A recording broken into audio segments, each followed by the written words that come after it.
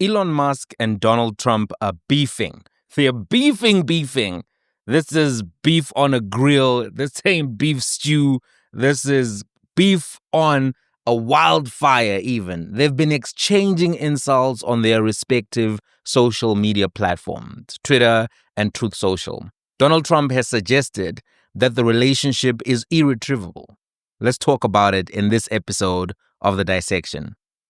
Elon Musk is basically frustrated with the fact that he's out of the Trump inner circle, and now he has decided to go full Kendrick Lamar on Donald Trump, but he's making a critical error in this beef. Elon thinks that he's Kendrick Lamar, but the reality is he's more like Quentin Miller.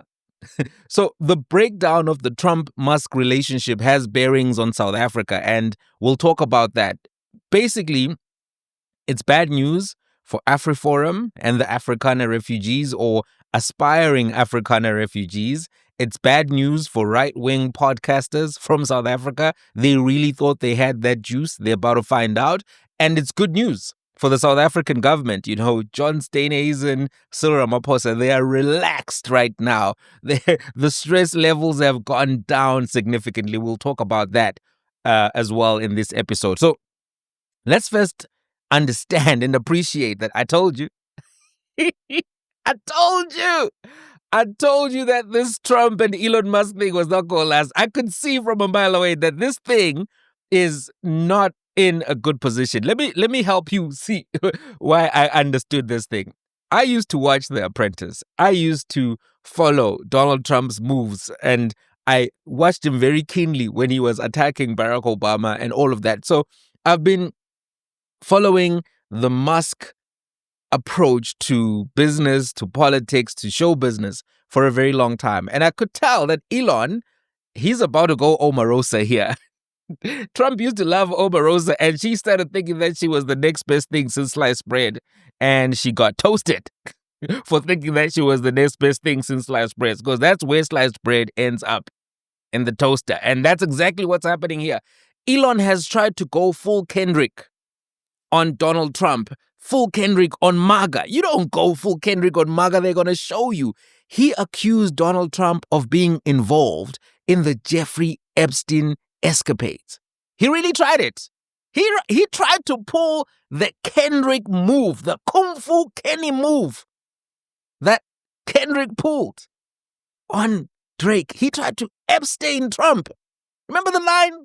Your homeboy needs subpoena. The predator move in flock. The name gotta be registered and placed on neighborhood watch. I lean on you niggas like another line of walk. Yeah, it's all eyes on me, and I'ma send it up to park. Hey, put the wrong label on me. I'ma get him dropped. Hey, switching music and I won't pass the ox. How many stocks do I really have in stock? 1, 2, 3, 4, 5 plus. Hey, devil is a lie. He's a 69 god. Freaky ass. Need to stay the ass inside. Boy, roll the ass up like a freshman Sosa. City is back up. It's a must we outside.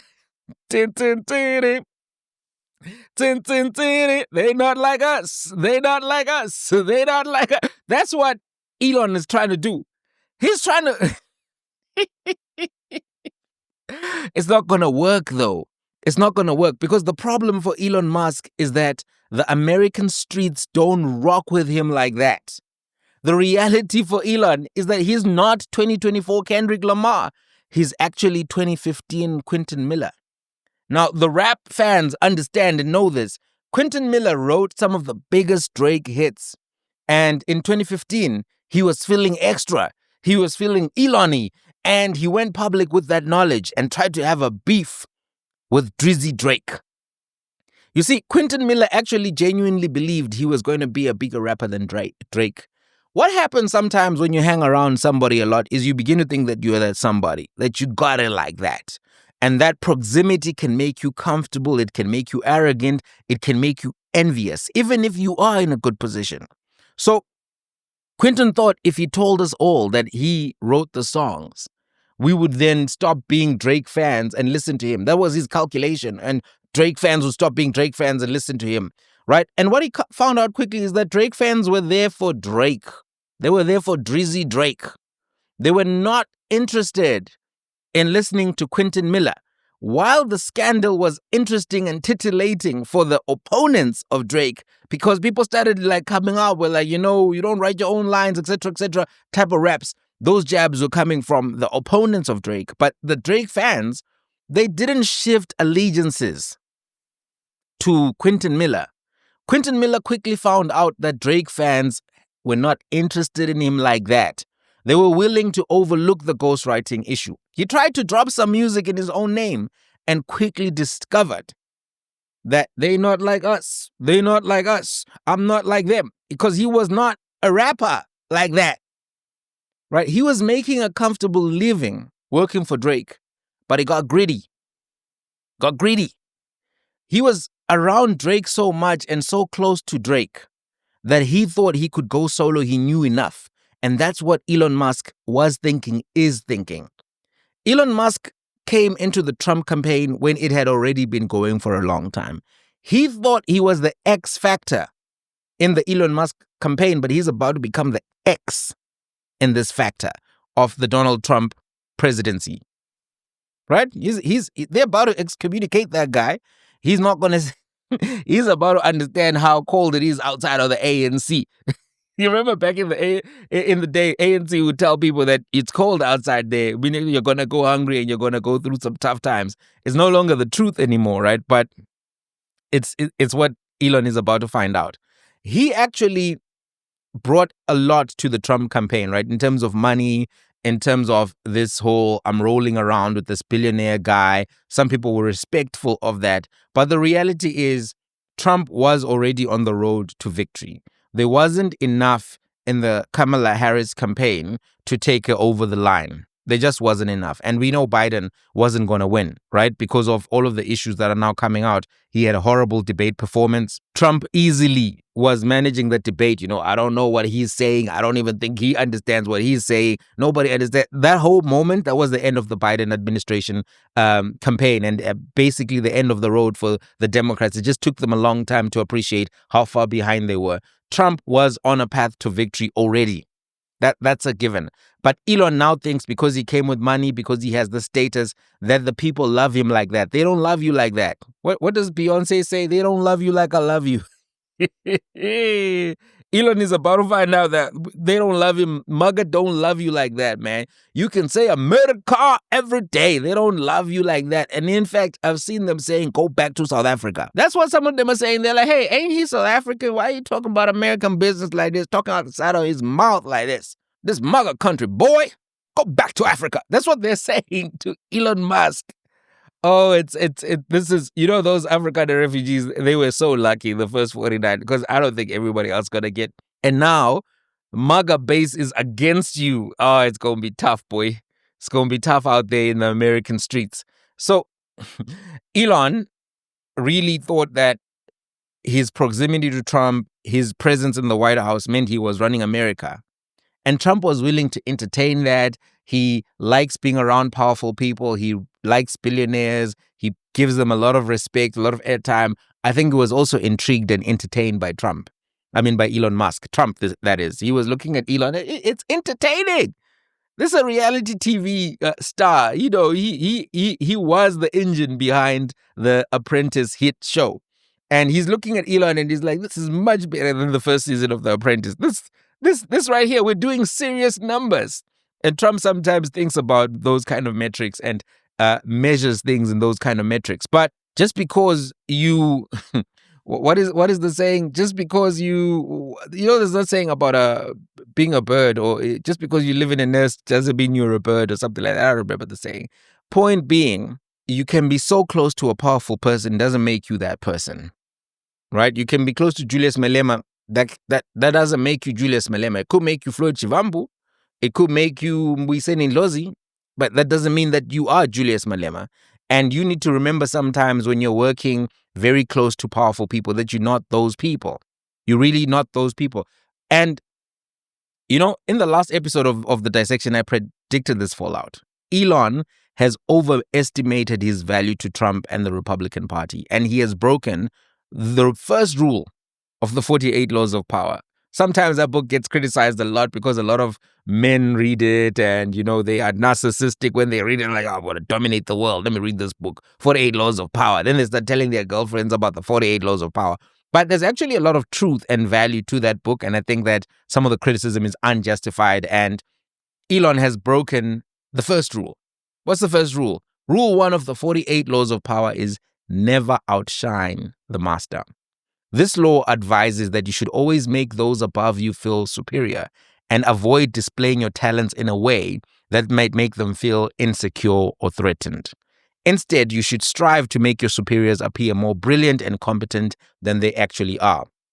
This helps you to avoid backlash and to gain power by ensuring that your masters feel secure and respected in their positions. Elon did not do this at all. He was walking around like, I'm the president now. I run Trump. Y'all don't know about me. You can't come with that kind of energy, fam. Nah, fam. It's not looking good, bruv. It's not looking good, bruv. And this is what he's about to find out, right? Is that he was walking around trying to make it seem as if he's better than Trump, he's smarter than Trump, he's richer than Trump. He's the reason why Trump is in the White House. He might as well be the president. That was trying to outshine the master. And Trump has let him have a long leash to be able to do that. But the leash now has been cut. And Elon could actually lose some of his businesses and get the US government coming for him. This is because he made a threat about canceling critical services to NASA that SpaceX would begin decommissioning its Dragon spacecraft. So when he said that, this was a direct response to Trump's threat to terminate some federal contracts and subsidies which benefit Elon Musk companies, including SpaceX and Tesla, right? So this particular Dragon spacecraft is critical to NASA's operations. It serves as the primary vehicle for transporting the astronauts and the cargo to the International Space Station, And Trump likes Elon a little bit because of this international space stuff. Space Force was one of his first projects, that he really loves the idea of conquering the universe. Trump, as a property developer, you're always trying to build, and he's like, yo, space. I need to put my name in space. Trump space. That's what probably he thinks sometimes. Like, Trump space. Put a Trump hotel on Mars or something. So he liked the idea of this. But Elon now, when he's now saying he's going to cancel this activity, he's going to unilaterally do it in the middle of the night, which is basically what he was saying he's going to do. That is called grabbing the pit bull by the tongue. Grabbing the Jacob Zuma by the neck. There's actually no saying like this because there's never been a thing. Nobody would try to grab a pit bull by the tongue. That's foolishness. Why would you then try to threaten NASA, government contracts, say you're going to cancel international space missions and deliveries because you had a tour with Donald Trump?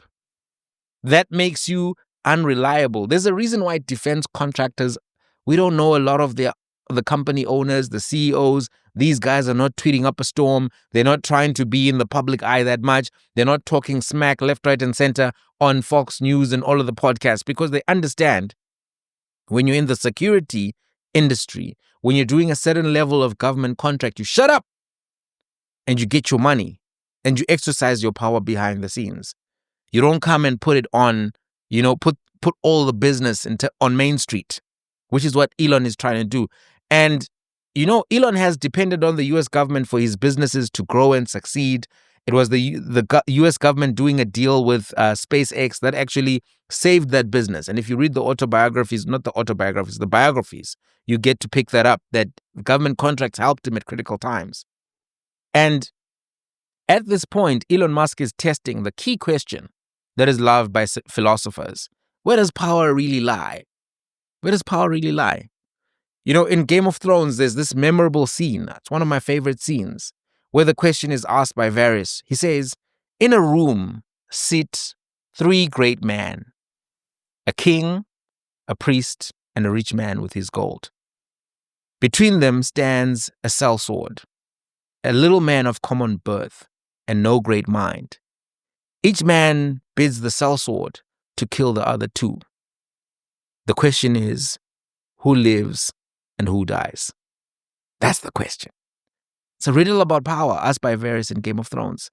Varys, if you haven't watched Game of Thrones, is a character. It's known as the Spider, and he serves as the Master of Whispers on the King's small council, and he acts as the King's chief spy master and intelligence agent. He's a eunuch. He's a skilled manipulator who commands a vast network of spies, who he calls his little birds, throughout the Seven Kingdoms and beyond. So he's a very critical player in the whole contest. And Game of Thrones, for those who haven't watched, some people didn't watch it, it's a little bit of incest, a little bit of nonsense happening there, too much nudity. So some people didn't watch it for those reasons.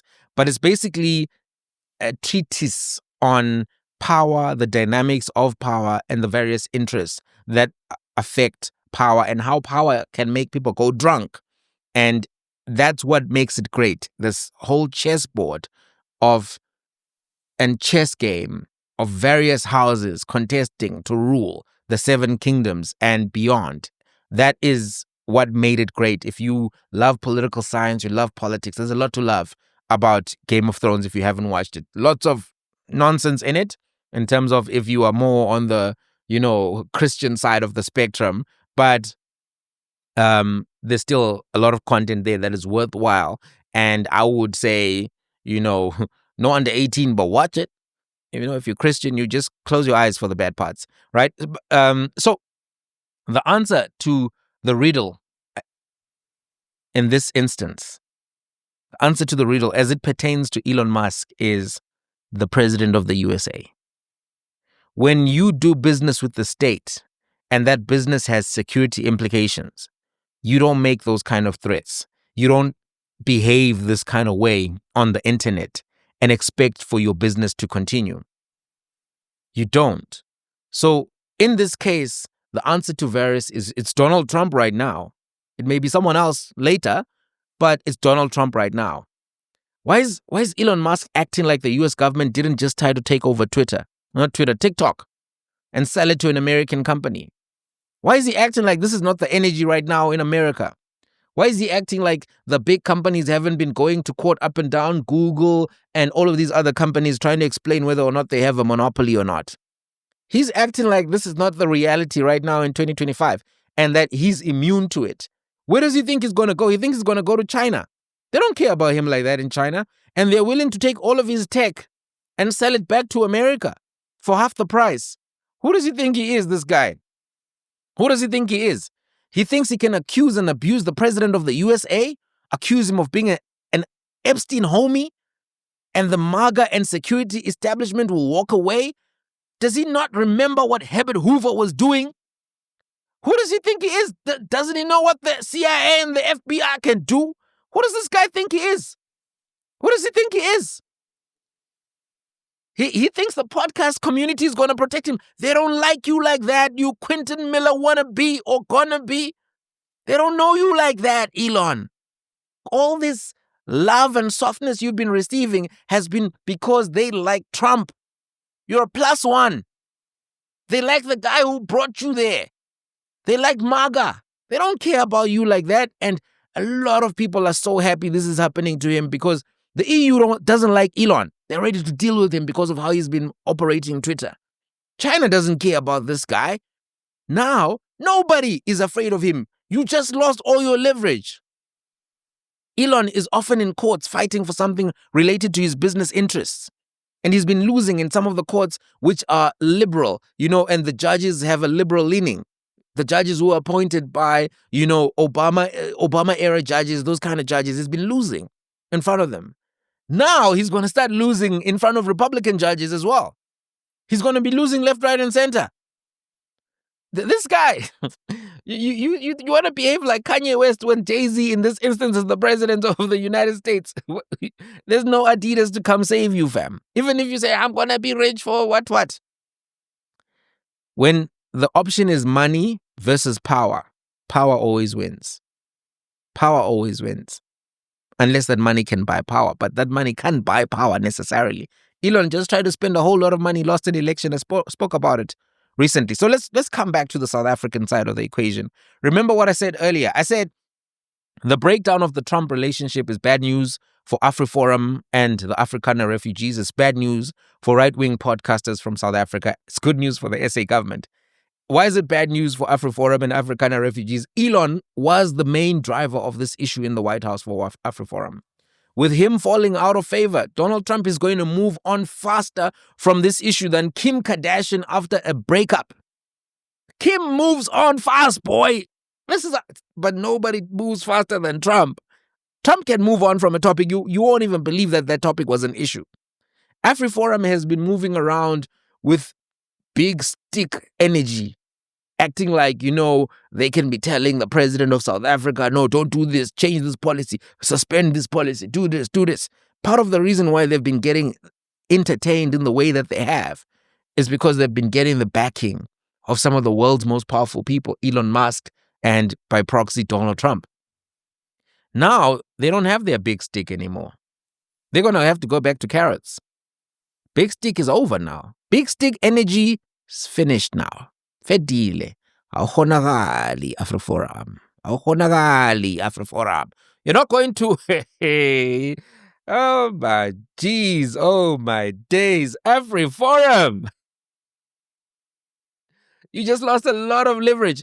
In a few tweets, Elon has made your cause complicated because everyone, the whole world knew when we were debating whether or not there's this thing in South Africa or whether white South Africans are being treated horribly, etc. We knew that we're trying to persuade Trump.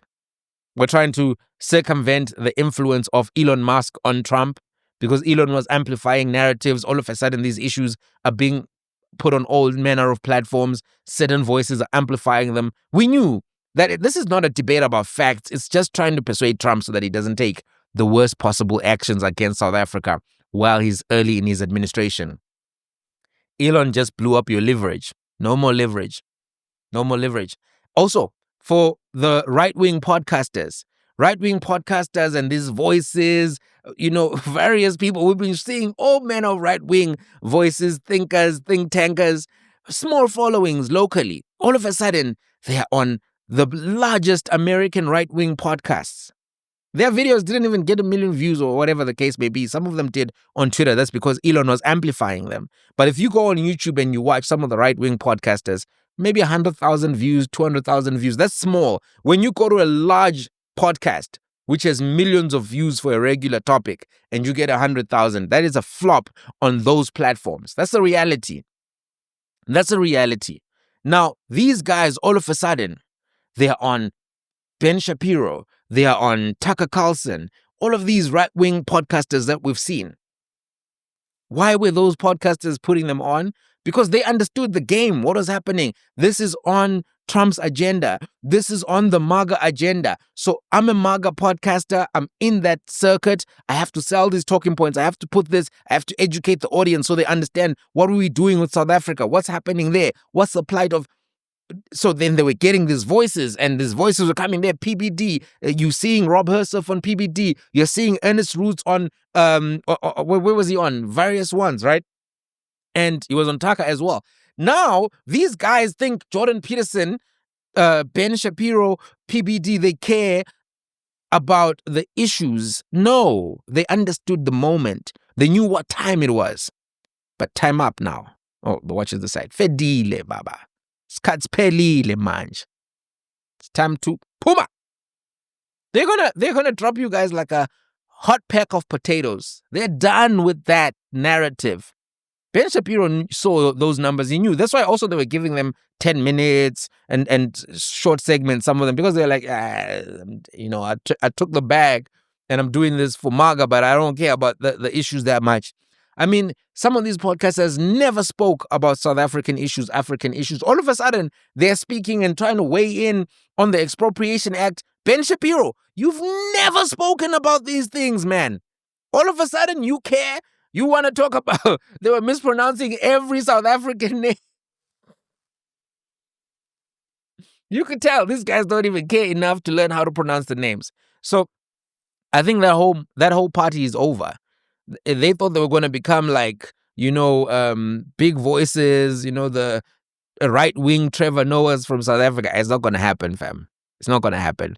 These people were talking about this because of Elon. They were talking about this because of Donald Trump. Now, they're not going to be talking about it. Elon just blew the whole thing up. It's done. Elon blew it up. And this is why this is good news for the South African government.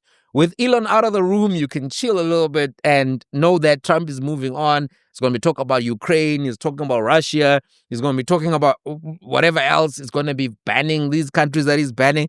The issue is off the radar now in the same way that it would have been in. It's still going to be on the radar, but it's not on the main screen. It's now a dot on the periphery of the Trump administration. And people know that in MAGA land. They understand we on Trump's time here. If Trump says we go here, that's where we go. If Trump moves on from an issue, we all move on from an issue. We're not going to try to resuscitate a fire where Trump has moved on, especially one with Elon Musk, who's accusing Mr. MAGA himself of being an Epstein Island boy. They're done with that guy. That line of attack has scorched the earth for Elon Musk. He's going to find out what happened to Quentin Miller after he tried to beef with Drake. As soon as the industry saw that he had no juice, no Drake anymore. It wasn't like Nasty C, I just got my juice back. It was, no, Baba, we just took your juice pack. We just took your juice pack. It's game over for you in the world of global politics. You may still be rich, but it's game over for you. And now, will Republicans even be buying these Tesla cars? They were trying to support your business because the left wing said, this car is corny, bruv. It's goofy now. Elon is goofy. He's on a goofy thing, innit? So if Elon's on a goofy thing, innit, why should men buy this vehicle? Now, the Republicans are also not going to buy this vehicle. They're not going to buy and drive your vehicle in a small town. They're actually going to say, try drive this vehicle in a small town, see what happens. You just went anti-America. Look, you may think that arguing the fiscal issues and trying to be a traditional Republican in the Trump Republican Party is going to work. It's done. It's done. Look at all of the people who've been trying to do that recently. What's the daughter of this other person who was trying to run against Trump? She didn't do well. With all of the family names, all that stuff, you can't do it under Trump's administration. The base doesn't care about those issues. They're rolling with Trump.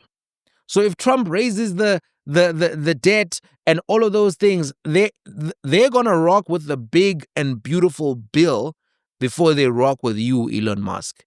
You thought you were Kendrick? You're Quentin Miller, bruv. Let's talk about it in the comment section. I want to hear what you think. Let's have a conversation.